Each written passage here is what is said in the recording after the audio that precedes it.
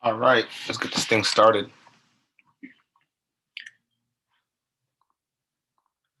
All right, cool. What's up, guys? Welcome. Oh, wait, sorry. What's up, guys? Welcome back to another Sunday pre-market setup where we go over some plays and plans we can get into for the week coming up. So yeah, let's just get right into it. Mainly, I'm gonna go over USD pairs, just because I do see the rotation out of JPY going into USD. Actually, we can take a look at that right now before we even get started. So USD JPY. So in case you guys didn't know, this is how I pick and choose which side I want to lean on because I'm mostly a USD and JPY trader. I figure it out, and then a GBP trader. So yeah, I just hop on USD JPY and to see which one is going to be stronger, like for the week, for the month, all that. So currently, as you guys already know, if you guys traded for the whole, first maybe half, not even half, well, just from January, right? You already know that the JPY was very, very weak and USD was strong. Now we're seeing that rotation out of JPY going into USD. So USD is getting losing strength and JPY is gaining strength. As you can see, it's kind of sloping down now. So maybe I can put this little support. I'm not trading this at all, just so you guys know I'm not trading this. This is just an index for me to actually see which one I want to go lean more towards. So USD is obviously the one I want to lean more towards. More specifically EURUSD, GBP and a little bit of AUD and NZD USD, just for add-ons, just for quick pips. But the long term, I want EURUSD and GBP USD, and we're gonna get into that in a couple minutes. But yeah, as you can see, USD is losing strength, JPY is gaining strength on a 4-hour time frame. So once this breaches, because it's like a little support right here. Once this breaches, we're gonna be in pretty good shape for USD strength. Actually USD weakness and JPY strength is gonna be mediocre up and down, but it's gonna be stronger than USD. So that's good. That's good that we know that. All right. So without further ado, I'm just gonna get right into EURUSD. Of course, if you guys have any pairs you guys want me to go over, just let me know in the comment section below, and I'll get right back to you as soon as possible. But yeah, EURUSD, we've been having a good rally. Now we're just stuck in this little zone, as you can see on a 4-hour standpoint. There's some resistance right here, some resistance right here that caused a big drop. Okay, we're at that same point of resistance. So what I'm hoping for, right? I need this zone to be broken, like bad.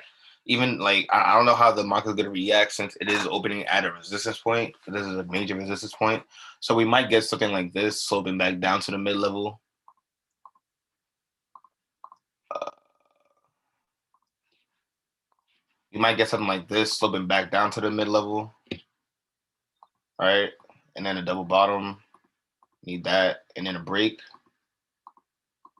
and continuation going up. So in like mainly what I need is a break of this zone right here. Um, I'm not too sure if I want to enter at this zone right here because, like I said, in previous videos, and it's just common sense is too close to that resistance point. So I don't know if I want to wait for that to be broken, or do I want to get into an early entry, like an early major level entry, so I can get a nice stop loss in. Because in all reality, if I do enter here, my stop loss is going to be definitely under this level right here. So how many pips is that? Like about 20 pips, 20, 25 pips. So I don't know if I want to get an entry right here. Maybe, as soon as it goes up to that resistance, put that break even or 5 pip stop loss and then get another entry in. It's gonna be depending on how I'm feeling, how the strength is, how the market actually opens up. So, that's gonna be on my part. That's my, personal issue right now. But yeah, so my plan is obviously for this to be broken. If it doesn't get broken, I'm gonna look for some other zones. We could probably get into most likely the mid level. It does if it does fall short from the mid level. Oops. If it does fall short under the mid level, then I'm gonna have to wait and see a change of direction because now if it does break that mid level, it's gonna probably be making lower lows and lower highs, and I don't like that. So I'm gonna have to wait for a higher high higher low situation, breaking that structure, and then continuation going up. So moral story, more of this play is it's either this zone needs to be broken, like this zone has to be broken. You can either get in on top of that zone or the 2000 zone, and then I'm gonna take it up to the next major resistance. I want to take it to 2-2, but I do see a strong resistance right here at 2-1. So yeah, that's why I kind of want two entries somewhere around here so I can actually hold the first entry or one of those entries, and then I can take profit on my next one and then enter again on 2-100. But yeah, my long term, short term, kind of like midterm, you could say midterm, it's probably going to be 2-2. And if it does break 2-2, I'm going to take it to 2-3 and then just go 100 pips every time until I get to over here. Now, over here is going to be a strong level as well. As you can see, from this point on, it tanked crazy, like crazy. So it's going to be a really key area. Let me just drag this over so I won't miss it. Okay. So yeah, it's gonna be a key area as well. And then as soon as it breaks that area, then we're gonna be straight for like higher highs and higher lows. As long as it keeps making higher highs and higher lows, we're gonna be straight for that. So I might as well just hold one and then continue taking profit every 100 pips or 200 pips or so. I have a major top right here. Oh, that's interesting. Let's hop on the daily for that. Scroll all the way out. Okay, so maybe 2-5. Yeah, I'm just gonna have to play it out when it gets there. It's a little too far. But yeah, so yeah, 2000 needs to be broken for anything to happen. Basically, it's either gonna be that 2000 level or the mid level. If not any of those two, then I'm gonna have to back off of EURUSD until it gives me something on Lake.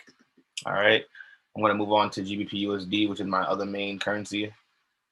Right, I have an entry right here on this major level. Right, no, I'm sorry, I don't have it right here. I just have it marked up because it did make a higher low.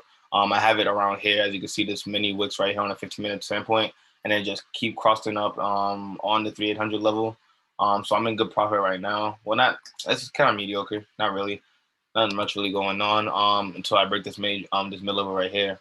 So what I want to happen is I want this to continue going up, obviously, and then make a high low on top of the mid level.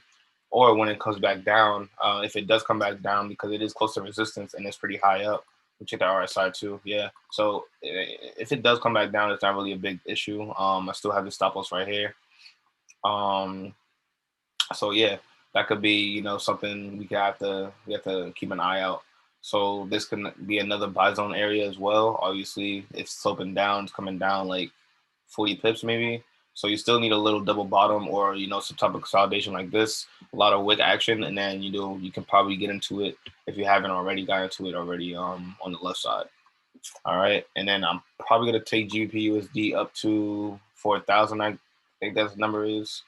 Yep, 4,000, most definitely 4,000. 3,900 is definitely a place where it's going to be some sort of reaction to it. But I feel like if it does break that, nice and easy, we're going to head up to 4,000. And then after 4,000, I'm probably going to head up to 42,000. Yeah, it's a pivot to take profit as well. So yeah, that's definitely a good plan for myself. Yeah, so yep. FGPUSD, and I'm gonna move on to gold. I'm finally in gold after a long-waited, breakage of 1760. All right, this is gonna be a long-term play, so I'm not even sure where it's gonna go. Maybe I should look at that right now. How about on a daily? 2,000 looks fire. 2,000 looks fire. How many pips is that? 220 pips. 223 pips. All right, cool. Cool. Already have my support zones marked up and everything. All right, cool. So for gold, I had entered right here on the major level.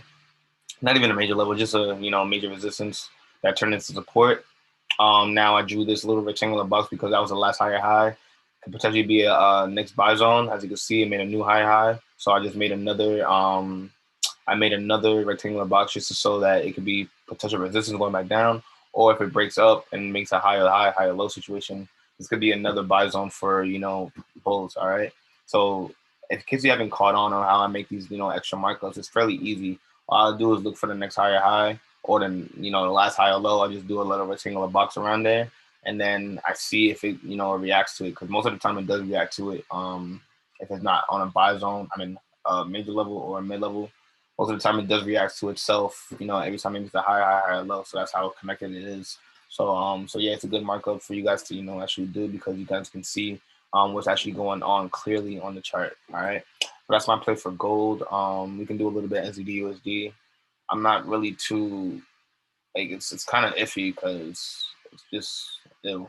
I don't like the way it moves at all. So if I see something obvious, I'll take it, but I'm not really planning for it. Same thing with AAD USD. I'm not really planning for it. So my main, plays are EUR USD, GBP USD, and gold at the moment. GBP JPY, it is making some strides. It did do 100 pips last. I think it was Friday. Started on the 16th. But I'm still, like I said, like I'm still more USD than JPY. So I don't really see a need to get into JPY pairs at the moment because every time it does, does do like a good push up, it just comes down. As you can see, came down and did a nice push up and then came down.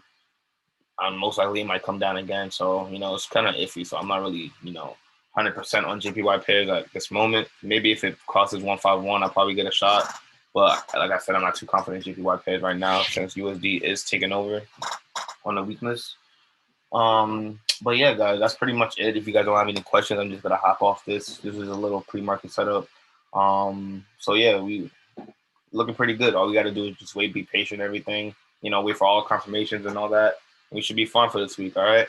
So yeah, if you guys have any questions, hit me up in the app, of course. And I'll see you guys in the app and throughout the week. All right. Be safe and be smart with every trade.